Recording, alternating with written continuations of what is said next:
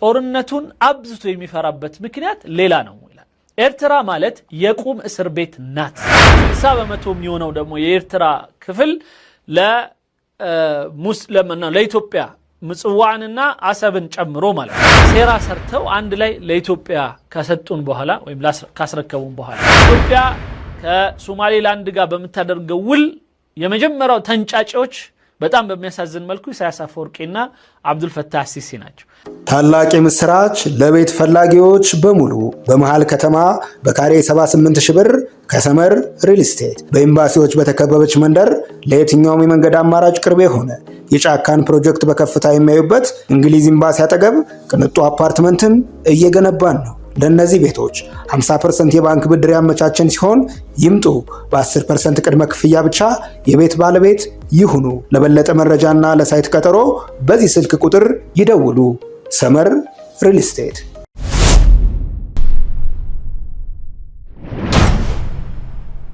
وطبعا اريتريا في البدايه ما ننسى انه نحن ربطت فدراليا بمؤامره دوليه لانه في تلك الفترة ما ننسى أنه إريتريا في أثناء الوصاية البريطانية ل10 سنوات بين 1941 ل 1951 52 كان في حرية تعبير وأحزاب.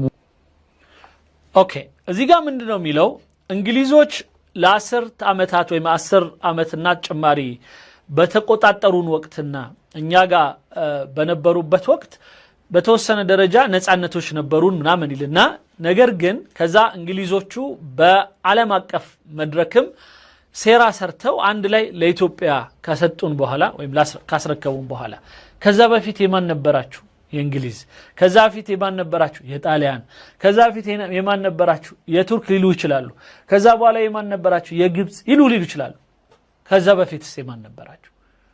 የላቸው ምንም። ኤርትራዊ የሆነ መሪ ንጹህ ኤርትራዊ የሆነ በእንግሊዝ ያልተገዛ በጣሊያን ያልተገዛ በቱርክ ወይም በግብጾች ያልተሾመ የሆነ አንድ ንጹህ ኤርትራዊ አምጡልኝ ብትላቸው አንድም ሊያመጡ አይችሉም። ስለዚህ አካባቢው ምናልባት ለተለያዩ አካሎች ልክ እንደ ሌሎች አገሮች ድንበር ላይ እንደሚፋጩት ገባ ወጣ የሚሉ ኃይሎች ነበሩ፣ ጣሊያንን ጨምሮ እንግሊዝን ጨምሮ። ግን ያ ማለት አንድ የሆነች ኤርትራ የምትባል ሀገር ነበረች የሚያስብል ነገር አያሲዘንም።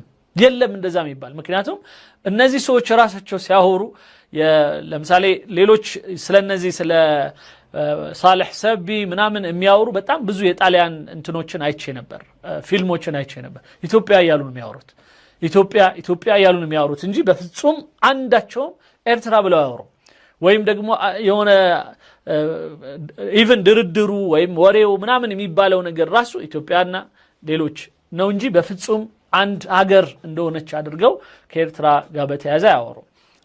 ያው እሳቸው ግን ልክ ሚላን ምንድነው እሱ እነሱ ይዘውን ከዛ በኋላ ለኢትዮጵያ ሰጡን። ማን ሆናችሁ ነው የሚሰጧቸው? መጀመሪያ ማን ናችሁ?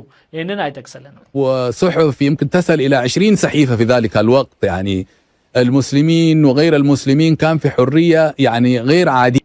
ሌላው በእንግሊዝ ጊዜ በጣም ነፃነት ነበረን ይላቸዋል።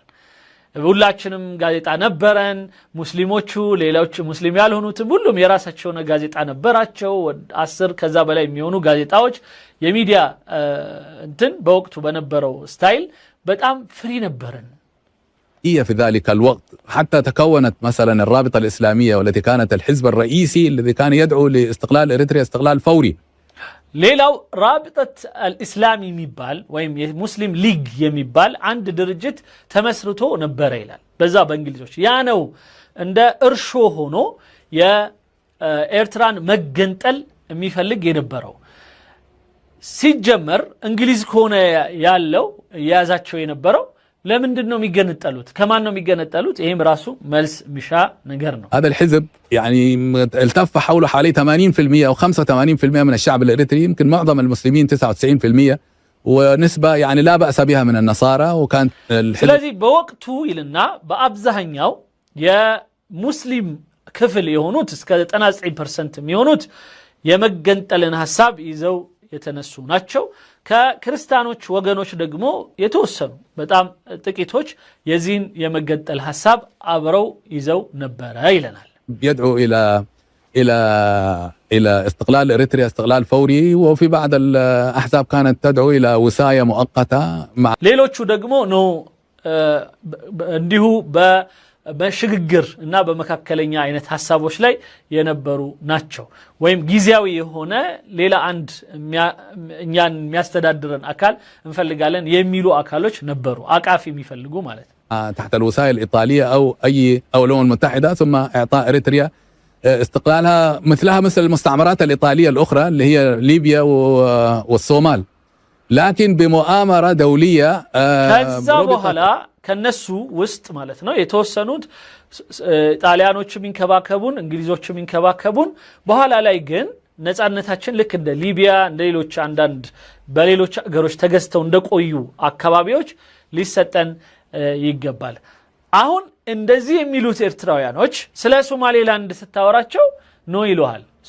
ሶማሌላንድ እኮ የጣሊያን ውሳያ ነበረች ልክ የሞቃዲሾ በእንግሊዝ እንደነበረችው እነዚህ ደግሞ በጣሊያን ስር ነበሩ ቀድመው ነፃ ያወጡት እንደውም የሶማሌላንዶቹ ናቸው ግን ለምንድነው ሶማሌና ሶማሌ አንድ ናት መገንጠል የለባትም ብሎ ኢሳያስ አፈወርቂ ከአብዱል ፈታህ ሲሲ ጋር ከሐሰን ሼክ መሐሙድ ጋር የሚዶልተው ለምንድነው ይሄ ነው ደብል ስታንዳርድ የሚያደርጋቸው እንደዚህ ከሆነ ሶማሌላንድም ልክ ነው ተገንጥላለች ማለት ነው የራሷን መብት በራሷ ወሰናለች ስለዚህ ለምንድነው የሶማሌላንድን ጉዳይ የመገንጠል አድርገው የሚወስዱት ለምንድነው የሶማሊያ አንድነት ብለው ለምን ይፎክራሉ የሶማሊያ አንድነት የሚያሳስባቸው ከሆነ የኢትዮጵያ አንድነት ሊያሳስባቸው ይገባል እኩል የሆነ ጭንቅላታቸው ሁለት አይነት ነገር የሚያምታታ ካልሆነ በስተቀር በአንድ ራስ ሁለት ብላስ ካልሆኑ በስተቀር ኢትዮጵያ ከሶማሌላንድ ጋር በመታደርገው ውል የመጀመሪያው ተንጫጫዎች በጣም በሚያሳዝን መልኩ ኢሳያስ አፈወርቂና አብዱል ፈታህ ሲሲ ናቸው ለዛም ነው እጅ ለእጅ ተደራርበው ሲያጨበጭቡ የነበረውና ይሄ በጣም የሚያሳዝነው አንዱ የኤርትራ እንደ መንግስትና አንዳንድ ማለት ከመንግስቱ ከኢሳያስ አፈወርቂ ጋር በጣም የተጣበቁ የሆኑ ሰዎች የሚያስቡት አስተሳሰብ ይሄን ይመስላል إريتريا يعني قصبا عنها الشعب الإريتري ربط فدراليا مع إثيوبيا ከዛ በኋላ የኤርትራ ህዝብ ይልና ያለ ፍላጎቱ ከኢትዮጵያ ጋራ በፌደራል እንዲተሳሰር ተደረገ ያለም አቀፉ ማህበረሰብ በሙሉ እኔ የሚያሳዝነኝ ያለም አቀፉ ማህበረሰብ ከኢትዮጵያ ጋር ሲያዋህዳቸው ሴራ ይሆናል ያለም አቀፉ ማህበረሰብ ከኢትዮጵያ ጋር ሲያለያያቸው ፍትህ ይሆናል ይሄም አንዱ ሌላው ደብል ስታንዳርድ ያለም አቀፉ ማህበረሰብ የሚሉት ደግሞ በዚህ ወቅት እነማን ናቸው እንደነ ቡትሮስ ጋሊ ማስሪ ግብጻዊው ሁስኒ ሙባረክ የአፍሪካ ህብረት መሪ በነበረበት ጊዜ ሌሎችም እነዚህ ሌላው ቀርቶ እና አሜሪካ ምናምን መገንጠል የለባችሁም የባህር በር ማጣት የለባችሁም የሚል አቋም የያዙ ትላልቅ እና ሚዛን ያላቸው ሰዎች ይያሉ በነ መለስ ዜናዊና በነ ኢሳያስ አፈወርቂ ተንኮለኛ እሳቤ ኢትዮጵያ የባህር በር አጣ በዚህ ላይ የመገንጠሉም ሂደት እንደዛው በጣም ችግር ውስጥ ሆኖ በእንደዚህ አይነት ሁኔታ ተለያይተናል አንድ ወንድሜ በጣም በዚች አጋጣሚ የጻፋትን ቆንጆ ነገር ላነብላችሁ ወደድኩኝ ሰዒድ ሐበሻ ያለ በፌስቡክ ላይ የሚጽፍና በቴሌግራም የሚጽፍ ወንድማችን ነው የኢሳያስ አፈወርቂ ዋነኛ ፍርሃት ይላል አሰብን ማጣት አይደለም ጦርነቱን አብዝቶ የሚፈራበት ምክንያት ሌላ ነው ይላል ኤርትራ ማለት የቁም እስር ቤት ናት የኢሳያስ የስልጣን ገመድ የተንጠለጠለው መላ ኤርትራውያንን አፍኖ በሚዝ ወታደራዊ ኃይል ብቻ ነው ያ የታፈነ ህዝብ ለመፈንዳት የሚፈልገው ትንሽዬ ቀዳዳ ብቻ ታላቅ ምስራች ለቤት ፈላጊዎች በሙሉ በመሃል ከተማ በካሬ 78,000 ብር ከሰመር ሪል ስቴት በኤምባሲዎች በተከበበች መንደር ለየትኛውም የመንገድ አማራጭ ቅርብ የሆነ የጫካን ፕሮጀክት በከፍታ የሚያዩበት እንግሊዝ ኤምባሲ አጠገብ ቅንጡ አፓርትመንትን እየገነባን ነው ለነዚህ ቤቶች 50% የባንክ ብድር ያመቻቸን ሲሆን ይምጡ በ10% ቅድመ ክፍያ ብቻ የቤት ባለቤት ይሁኑ ለበለጠ መረጃና ለሳይት ቀጠሮ በዚህ ስልክ ቁጥር ይደውሉ ሰመር ሪል ስቴት ኤርትራ በሀገር ውስጥ የሚኖሩ ኤርትራውያን ይልቅ ኤርትራው በሀገር ውስጥ ከሚኖሩ ኤርትራውያን ይልቅ የተሰደዱት የሚበልጡባት ሀገር ነች። የኢሳያስ አፈወርቂን የእስር አገዛዝ በማምለጥ ከሀገር ህይወታቸውን ቀብድ አስይዘው የተሰደዱ ኤርትራውያን ሀገር ውስጥ ካሉት ኤርትራውያን በቁጥር አያንሱም ይላል። እቺና አረፍተ ነገር ደግማታለሁ። የኢሳያስ አፈወርቂን የእስር አገዛዝ በማምለጥ ከሀገር ህይወታቸውን ቀብድ አስይዘው የተሰደዱ ኤርትራውያን ሀገር ውስጥ ካሉት ኤርትራውያን በቁጥር አያንሱም። በሱዳን ብቻ ከ2 ሚሊዮን በላይ ኤርትራውያን ስደተኞች እንዳሉ ያውቃሉን? እነዚህ ኢሳያስ በእምነታቸው በብሔራቸው ያሰደዳቸው ኤርትራውያን ሱዳን ውስጥ ሆነው ጊዜ ነው የሚጠብቁት። ኢትዮጵያ ውስጥ በመቶ ሺዎች የሚቆጠሩ ኤርትራውያን ስደተኞች አሉ። የኢሳያስን አገዛዝ ለመጣል የፖለቲካ ድርጅት ሁሉ አቋቁመዋል። በሳውዲ አረቢያና ሌሎች የአረብ ሀገራት ከ150 ሺህ በላይ ኤርትራውያን ናቸው ተሰደው ያሉት። በአሜሪካ፣ በአውሮፓ፣ በእስራኤል ኤርትራውያን የአገዛዙን ቀንበር ለማምለጥ ያልተሰደዱበት ሀገር የለም። የኢሳያስ አገዛዝ ሀገሪቷን ከዓለም የተነጠለች የደሃ ድሃ አድርጎ በባህር ላይ ተዘርግታ ግን ዙሪያዋ ገደል የሆነባት ሀገር የፈጠረ ነው። የአፍሪካ ሲንጋፖር አደርጋታለሁ ብሎ ገንጥሎ የአፍሪካ ሰሜን ኮሪያ ያደረጋት ወይም አድርጎ ያስቀመጣት ሀገር ናት። እናም ጦርነት ሲነሳ ኢሳያስ የቆመበት ወንበር በቶሎ እንደሚሰበር ያውቀዋል። ለዚያ ነው ዓለም አቀፉን ማህበረሰብ አስቁሙልኝ እያለ እየለመነ የሚገኘው።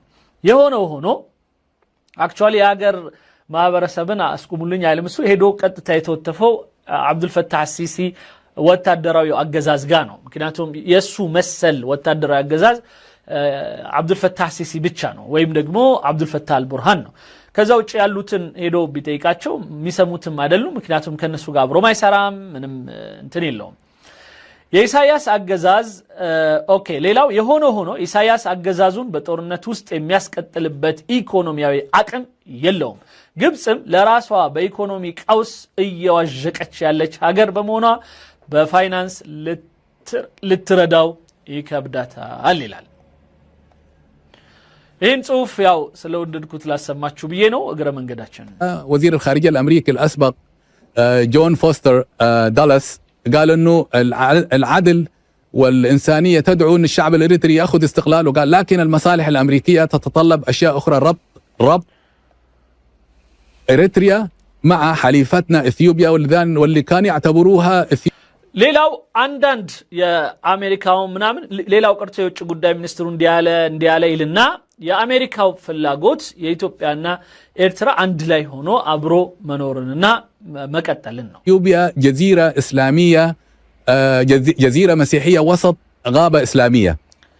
ሌላው ይሄ ሁሌ ኤርትራውያኖች የሚደሰኩሩት እና ግብጾች የሚያስተምሯቸው የሆነ ከዚህ በፊትም በደንብ ተማምረናል። አረቦቹ ኢትዮጵያን የሚረዱበት ዋናው ምክንያት እርግጥ ነው አንዳንድ የኛም እዚህ ያሉት አጼዎቹ ምናምን አግዘዋል በተወሰነ ደረጃ። ኢትዮጵያ የክርስቲያን ደሴት ናት የሚለው እሳቤ ነው። ኢትዮጵያን የክርስቲያን ደሴት ናት ስትል የነጃሺ ሀገር ማለትም ሙስሊምናን ተቀብላ ብዙ ህብረተሰብ ደግሞ ሙስሊም የሆኑ ህብረተሰቦች እንዳሏት ማውጣት አልቻልንም። የዛኔ በደንብ አድርገን አላወጣ ነው። ስለዚህ ያለው ድል የክርስቲያን ደሴት ነሽ፣ ስለዚህ ከሙስሊሞቹ እንለጥልሻለን ወይም ደግሞ ሙስሊሞቹን አግዘን ከአንቺን ማጥቂያ እናደርግሻለን ያሉ ይመስላሉ።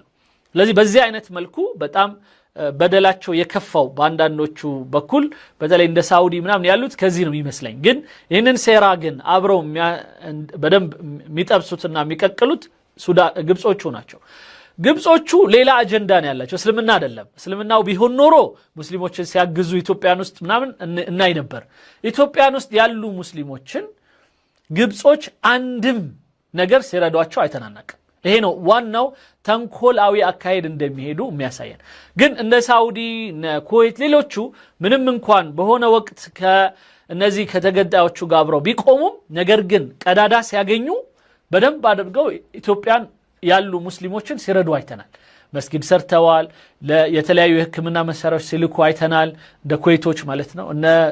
እንደዛው ኢማራቶችም አሁን በጣም የምናያቸው በጣም ጥሩ የሆነ ነገሮች ሲሰሩ እናያለን። እድሉ እያለ ሁሉ ነገር ተመቻችቶ ከአዝሃርና ሌላው ቀርቶ የኛ ተማሪዎች አዝሃር እየሄዱ እየተማሩ በደንብ እያወቁ ሙስሊሞች እንዳሉ የሙስሊም ቁጥር ብዙ እንዳለ እዚህ ሀገር እያወቁ ግብጾች ግን አንድ ቀንም ሪኮግኒሽን ሰጥተውን አያውቁም። እውቅና አይሰጡም ለእስልምና፣ ለሙስሊም፣ ለኢትዮጵያ ሙስሊም ምናምን በፍጹም ሁሌ ኔጌቲቭ የሆነ ነገር ብቻ ነው የሚያወሩት። ይሄን የሚያደርጉበት ምክንያት አንድና አንድ ብቻ ነው፣ እሱም የናይል ጉዳይ ነው። ኦኬ እንስማው። كان يعتبر اثيوبيا كما كان يعتبر طبعا اسرائيل والكيان الصهيوني، كان يقول انه هو هذا الكيان هو يعني واحة ديمقراطية وسط أنظمة استبدادية وأنظمة دكتاتورية، ففي تشابه بين اثيوبيا እዚህ ጋር ይሄ ተንኮለኛ አሁንም ማለት ነው። በዛ ጊዜ እኮ ኢትዮጵያ በተለይ በመንግስቱ ኃይለ ማርያም ጊዜ የምታውቁት ነው። ከሱም በፊት በኃይለ ሥላሴ ጊዜ ከእስራኤል ጋር የነበረን ግንኙነት በጣም የላሸቀበት ጊዜ ነበር። በጣም የደከመበት ጊዜ፣ ፓስፖርት የታተመበት ጊዜ ነው። እስራኤል ውስጥና እስራኤልና ደቡብ አፍሪካ መሳፈር ማለት ወደዛ የማያስገባ ፓስፖርት የሚያትሙበት ጊዜ ነበር። ከአረቡ ጋር ነበር የቆሙት፣ ከአፍሪካው ጋር ነበር የቆሙት እንጂ ከእስራኤል ጋር ከፍልስጤን ጋር ነበረች ኢትዮጵያ የቆመችው ይዛኔ። ግን እዚህ ጋር ሲዋሽ ምን ይላል? የከያን ማለት የእስራኤል ይላል። የእስራኤል ቡድንና የኢትዮጵያን ቡድን እኩል ነበረ የሚያዩት ይላል። ይሄ አንዱ ነጭ ውሸት በወቅቱ አረቦቹ ከሚያራግቡት በተለይ ግብጾቹ ከሚያራግቡት ከነበረው ነገር ነው። እነሱ ራሳቸው ግብጾቹ ራሳቸው በማነው ስሙ አንዋር ሳዳት ጊዜ የካምፕ ዴቪድ የሰላም ካምፕ ዴቪድ ስምምነት ብለው ከአሜሪካና ከእስራኤል ጋር እየተፈራረሙ ሌላው ቀርቶ የናይልን ውሃ እስከ ዘምዘም ጀዲድ ብለን እስከ ቁድስ ድረስ ወይም ፍልስጤን ድረስ እናስገባልሻለን። ያው በሲና ስለሚያልፍ ግብጽ የመጀመሪያዋ ተጠቃሚ ናት። ከፈለገች እንደውም ወደ ቁድስ ከማለፉ በፊት ልትወስደው ሁሉ ትችላለች። በዚህ ሁሉ የተደራደረ እስራኤልን የመጀመሪያ እውቅና የሰጠ ሀገር ኢትዮጵያን ከእስራኤል ጋር ለጥፎ አረቡ ሙስሊሙ አካባቢ እንዲፈራት እንድትሳጣ ከዛም እንድትባላ እንድትገነጠል የባህር በር እንድታጣ የመሳሰሉት የሰራ ኃይል ነው። ይህንን በግልጽ ማወቅ መቻል አለብን። الكيان الصهيوني في ذلك الوقت وحتى اليوم يعني الآن الدول الغربية لا تفرط، مع أنه نسبة المسلمين بالمناسبة في أثيوبيا ليست أقل من 70% بأي حال من الأحوال. እዚህ ጋር እዩት አሁን ሁለት ሲጋጭበት ማለት ነው። እዚህ ጋር የኢትዮጵያ የሙስሊሞች ቁጥር ይልና አሁን ላይ ባለው ሁኔታ በፍጹም ፐርሰንት የማያንስ ሆኖ ሳለ ይላል። አሁንም ምን ለማድረግ ነው? የኢትዮጵያን ጉዳይ ዛጋ አሳነሰን። መጀመሪያ ደሴት አለ የክርስቲያኑ እንትን ነው የበለጠው ምናምን አለ። አሁን ደግሞ 70% ነው ይላቸዋል። لكن هذه الدول تولت المسلمين في اثيوبيا 70% ما اقل من ይጠቅሰዋል፣ ይደግምለታል። ሙስሊሞች በኢትዮጵያ 70% ናቸው ይለዋል። 70% بأي حال من الأحوال በምንም መልኩ ከ70% ሊያንሱ አይችልም ይለዋል። ساعات دقيقة طبعا ساعات دقيقة الواحد يمكن يقدر يتأكد من الإحصاءات هذه. حتى الإقاليم يعني اللي موجودة 13 إقليم أو 14 إقليم يعني أكثر من 10 أقاليم الغالبية فيها للمسلمين يعني ለምሳሌ ወደ 14 አካባቢ ክፍለ ሀገሮች አሉ ይልና ከነዚህ ክልሎች አብዛኛዎቹ የሙስሊም ክልሎች ናቸው። الصومال، العفر، ሶማሊያ፣ አፋር وكذا يعني كل يمكن معظم الأقاليم أقاليم إسلامية في إثيوبيا. አብዛኛው ክልሎች ሙስሊም ያሉባቸው ናቸው ወይም ሙስሊሞች ናቸው። فربطت إريتريا بمؤامرة دولية من الولايات المتحدة وبريطانيا. طبعا كان في رأيين في البداية تقسم ከዛ በኋላ ይልና ኤርትራን ለሁለት ነገር ነበር የሚያስቧት ይላል። አንደኛው ኤርትራን ለሁለት አካፍሎ የክርስቲያን የሆኑትን ወደ ኢትዮጵያ ለመውሰድ ሙስሊሞቹን ለብቻ ለመገንጠል ይታሰብ ነበር ይላል። እንደዚህ ከሆነ ኢትዮጵያኖቹ ያሉት ሙስሊሞቹስ እንዴት ነው የሚሆኑት? 70% ናቸው የሚላቸው እንዴት ነው የሚሆኑት? እኔ አሁን እንዴት እንደሚከፋፍላቸው አልገባኝም።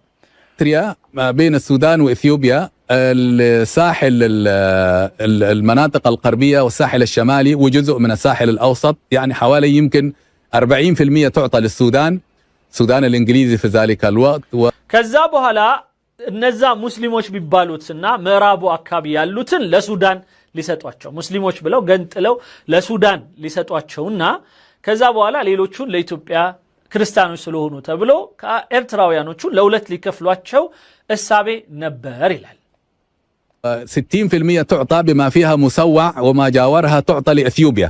ከዛ 60% የሚሆነው ደግሞ የኤርትራ ክፍል ለሙስሊምና ለኢትዮጵያ مصوعننا عسبن جمرو مالت. طبعا أفشل هذا المخطط من قبل الإريتريين، قالوا نحن لا نريد أن ننضم لا للسودان ولا إثيوبيا. نجرجن يتوسنوا دقمو إرتراويانوش هن حساب على دقفهم منيا سومالي ميد على من دنا السودان ميدان فلقم إثيوبيا ميدان فلقم يميل السابع نبراجو. بعدما فشل ذلك المشروع اللي هو مشروع تقسيم إريتريا بين السودان وإثيوبيا، ስለዚህ ኤርትራን ለሁለት ለሱዳንና ለኢትዮጵያ የማካፈሉ ሂደት ከፈረሰ በኋላ جاء المشروع المؤامرة الثانية اللي هي ربط إريتريا فيدراليا مع إثيوبيا بفيدرال ملكو كإثيوبيا غارا የኤርትራን አካባቢ ማስተሳሰር ሴራ መጣ። وهذا الربط طبعا كان فيه يعني ثغرات كثيرة، حتى لم يوضح يعني إذا إثيوبيا لم تلتزم بهذا الربط يعني ماذا يحصل، يعني ما كان في شيء. يعني ذلك هيلة سلاسي بدأ بزا بهولتو የፌደራላዊ ትስስር ውስጥ በጣም ብዙ የተጻፉ የተነገሩ ወይም ደግሞ የተዋዋሉት ነገር ነበረ። ነገር ግን እነዛ ውሎችን አብዛኛዎቹን ኃይለ ሥላሴ ወይም ንጉሱ ኃይለ ሥላሴ አላከበሩም ነበር። ታላቅ ምስራች ለቤት ፈላጊዎች በሙሉ በመሃል ከተማ በካሬ 78,000 ብር ከሰመር ሪል ስቴት በኤምባሲዎች በተከበበች መንደር ለየትኛውም የመንገድ አማራጭ ቅርብ የሆነ የጫካን ፕሮጀክት በከፍታ የሚያዩበት እንግሊዝ ኤምባሲ አጠገብ ቅንጡ አፓርትመንትን እየገነባን ነው። ለነዚህ ቤቶች 50% የባንክ ብድር ያመቻቸን ሲሆን ይምጡ። በ10% ቅድመ ክፍያ ብቻ የቤት ባለቤት ይሁኑ። ለበለጠ መረጃና ለሳይት ቀጠሮ በዚህ ስልክ ቁጥር ይደውሉ። ሰመር ሪል ስቴት